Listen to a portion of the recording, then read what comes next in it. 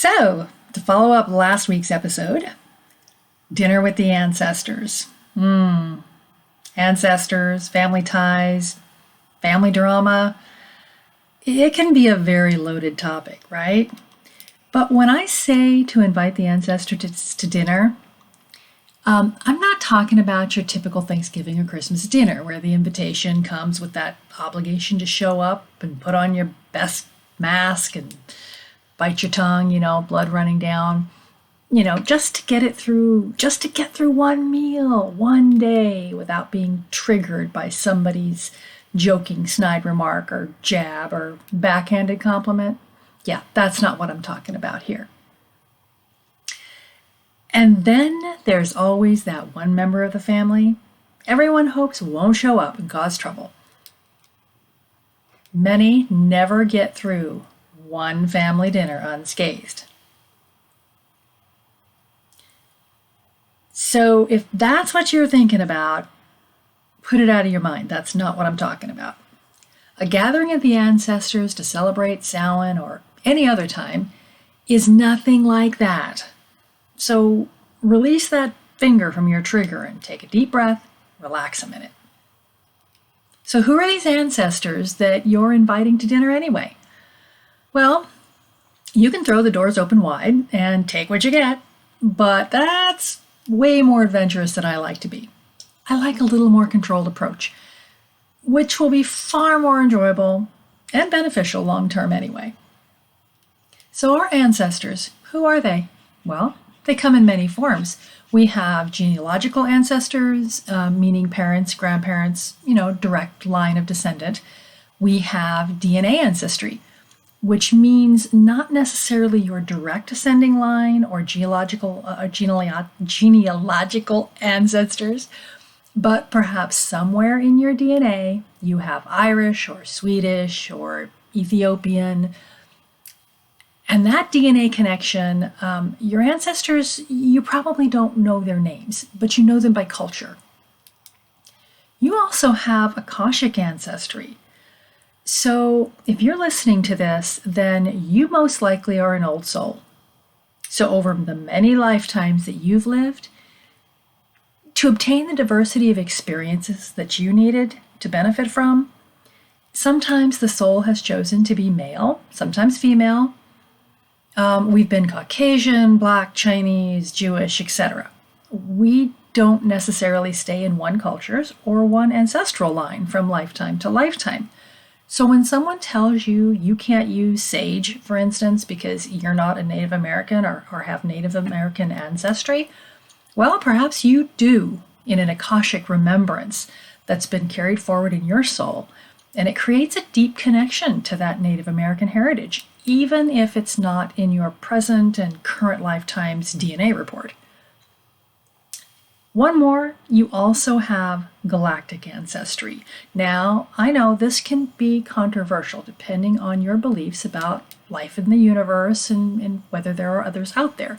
But for me, there is no question.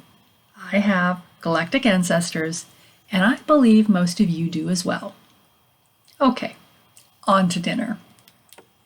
Now, your approach to dinner with the ancestors will be different than mine, based on a lot of factors, which include one that I think is really important to decide, and that's whether others in your family will be participating in your Samhain ancestor ritual, and which ancestors you want to focus on, or all at once, which I personally find too overwhelming in one sitting. But we have to start somewhere, so let's talk genealogy. Parents, grandparents, great-grandparents. And I always include the recently deceased loved ones, friends, extended family.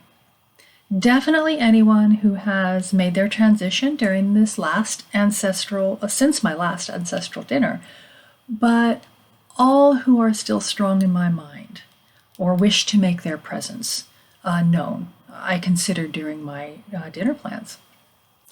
If the whole family's participating, then I like to prepare a family dinner with everybody's favorite foods and that extra plate for the ancestors who we're welcoming and honoring. Now for me, this means that dinner's likely to have no real theme, And many times the foods don't even go together.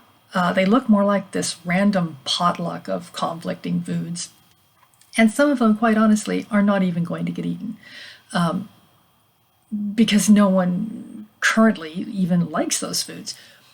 But that's what makes it so much fun and, well, so deeply meaningful as well. So, if extended families participating, hey, maybe Aunt Susie wants to bring her mother's or grandmother's favorite, or another family member can bring something meaningful to one of their ancestors. So, my family dinner, just to give you an example, might include things like oyster stew or pickled pig's feet to honor my grandfather, who loved those things for some odd reason, but they really stand out in my mind. Maybe salmon cakes or cabbage rolls, which bring fond memories of my granny. Definitely mashed potatoes, because in my family, mashed potatoes were served with every meal, even spaghetti. Yeah, go figure. Maybe there'll be sliced avocado with soy sauce, because that's the weird way my uncle ate them. Thick sliced fresh tomatoes with a little salt, even though they're out of season. I can still picture the look on my great grandmother's face every time she bit into a fresh garden tomato. There'll be green beans cooked to death, because that's the way they made them. Homemade bread with strawberry jam, homemade of course, and with a little sugar stirred in, because my great granny always added more sugar even to the sweetest jam. Then for dessert, perhaps peach cobbler or butter pie, or even rhubarb or gooseberry pie, all with vanilla ice cream, and if I really want to go retro, Cool Whip. All right, now at some point during the night, I might even go to the cabinet and take a swig of Jim Beam whiskey, straight from the bottle, because that's what I remember. Because my great-grandfather always, although he was never a drinker, he always kept a bottle on the pantry shelf for making medicinal camphor. And then, my middle-aged granny at the time always loved the taste. So she would sneak in there once in a while and take a small sip, just for the flavor, and then spend the next hour carefully avoiding contact with her father, who was then in his 70s, and she was probably in her 50s, just to keep him from smelling it on her breath. Well, the list goes on, but you get the idea. Those little things that remind us of those people and bring them clearly back to our memories. And, if you're looking back at my food list, none of those really go together. But each one brings back that wonderful memory and can then be shared and talked about, and others at the table can bring their memories into the mix. When the night has ended, it's as if each and every one of those ancestors were not only being remembered and honored, but they were really participating in the evening, because they were. Whether they've moved on to their next physical experience or not, I believe a part of them comes forth whenever we think about them. So, oh yeah, and no need to leave out those fur babies who've crossed over either. They're part of our family. And they often return to us in another pet down the line, right? Especially when those doors of loving energy and memory remain open between you and them. So bring them on in. So toward the end of the night, when I've had a few moments alone, and perhaps it's in a separate ritual or at my altar, or just when I'm clearing the table, doing the dishes, or later when I'm just about to drop off to bed, I take a few moments to thank each ancestor for coming to dinner and for all they brought to my life, because they did. This is also a time when I usually go deeper and ask about any messages they have for me at this time. And the answers always surprise me, and they're always there. Now, I know all these memories they're not always good ones, right? Though, many times those ancestors brought both blessings and challenges. but even the challenges. They made us who we are today, and we wouldn't be who we are without them. This visit from the ancestors, it's also a good time to acknowledge that each soul has its own path. No one's perfect, not you, not them. And each person was just doing the best they could at any given point along that path. In most cases, any harm they caused was likely not intentional. It was just part of their own learning and growing process. Sometimes, often, less than ideal behaviors of our parents and grandparents, aunts, uncles, may have been a result of generational trauma. They may have been the first. They may not have been the first. They may have been carrying it forward as well. Things that they were exposed to and then passed along because they didn't know how to clear or manage it better themselves. Not intentionally, just due to lack of skill to resolve the trauma that they were subjected to. By welcoming your ancestors, sharing memories over dinner, you're building powerful bonds with your ancestors based on understanding, love, and compassion. And creating that compassionate bond, despite or because of the challenges in those relationships, can open the door to healing, both your personal hurt as well as theirs, by traveling back in time and helping to heal those original traumas passed down to them, then to you, and perhaps even inadvertently being passed on to your children and grandchildren and those yet to come. Not one of us is free from generational consequences. Are you acting and behaving in ways that aren't yours, but maybe your ancestors? Ever feel like you're looking out of the eyes of your dad or another ancestor when you think about something or react to something in a certain way? Is there anything in your parents' behavior or path that you see repeating that you want to change, break that cycle? Did you see positive or negative patterns of aging or death demonstrated by both parents and even grandparents? Ready to appreciate or change that aspect of your life as you age? Well, was it implanted into your belief system, for instance, by your ancestors? Like, was suffering required to be a good person? Or maybe hard, backbreaking work was a sign of good character? Or money issues? Ooh, that's a huge one. Did you see the same beliefs in your parents and grandparents? Perhaps in the hereditary group of your ancestors. Like, did you know that Jewish ancestry carry a special anxiety gene? Not surprising, right? What's in your past that's not surprising, that's being carried forward? Well, next week, we're going to talk about how to stop generational trauma, stop it with you, and even how to reverse those effects moving back through time. Healing generational trauma is not to be taken lightly, and it's too important to rush through, so we're going to take a full episode on this. It's going beyond your parental line, because generational trauma not only exists in genealogical families, but among entire cultures.